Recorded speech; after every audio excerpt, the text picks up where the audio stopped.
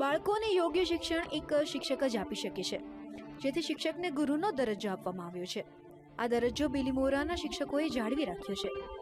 પ્રાથમિક શાળાના આચાર્યો તથા શાળાના શિક્ષકોએ રસ્તે રખડતા બાળકોને શાળામાં ભણવા માટે બોલાવીને એક નવી દિશા તરફ જવાનો માર્ગ બતાવ્યો છે.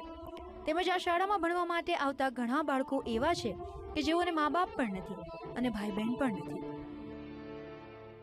આ બાળકો મા બાપ વિનાના છે, મોટાભાગે નિરાધાર છે અને મોટેભાગે આ મંદિર આગળ કે નગરપાલિકા આગળ સૂઈ રહે છે, ભીખ માગીને જીવન જીવે છે. આ વાત મને જ્યારે કરવામાં આવી ત્યારે ખરેખર મને પણ એમ થયું કે આ બાળકોનું ભવિષ્ય શું.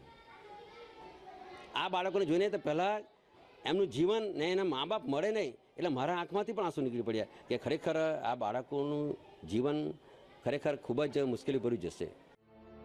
બિલીમોરાના રસ્તા પર રખડતા બાળકોને શાળામાં લાવવામાં આવ્યા ત્યારે શરૂઆતમાં તો તેઓ આવતા જ નહોતા. આ બાળકોને લેવા જવું પડતું હતું, પરંતુ સમય જતાં તેઓ તેમની જાતે જ શાળામાં આવતા થયા. પરંતુ તેમનો મોટો પ્રશ્ન જમવાનો છે. આ બાળકો છે પોતે તૈયાર થઈને આવે અને સોમનાથ મંદિરના બાથરૂમમાં એ લોકો તૈયાર ત્યાં જ નહીં લઈ અને તૈયાર થઈને આવે છે.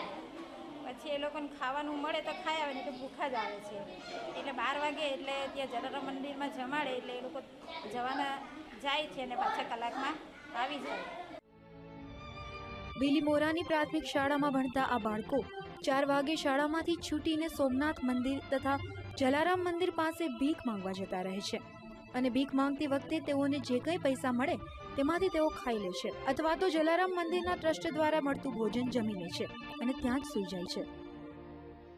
દુઃખની વાત એ છે કે એ છોકરાઓ ખાય પછી ફરતા થઈ ગયા અને જો કોઈ પણ બીજી કોઈ સેવાકીય પ્રવૃત્તિ સંસ્થા હોય કે નામદારશ્રી સરકાર સાહેબ હોય તો એ બાળકોનો જો હાથ ઝાલવામાં આવે તો એ ભવિષ્ય એના માટે ઉજળું દેખાય. દેશના ભાવિ બાળકોને પોતાના પેટનો ખાડો પૂરવા માટે જો ભીખ માંગવી પડશે તો તેઓ શિક્ષણથી વંચિત રહી જશે. આવા ગરીબ બાળકોને કોઈ સંસ્થા કે સરકાર તરફથી મદદ મળે તો જ તેઓ સાચી દિશામાં આગળ વધી શકશે અને પોતાની જિંદગી જીવી શકશે.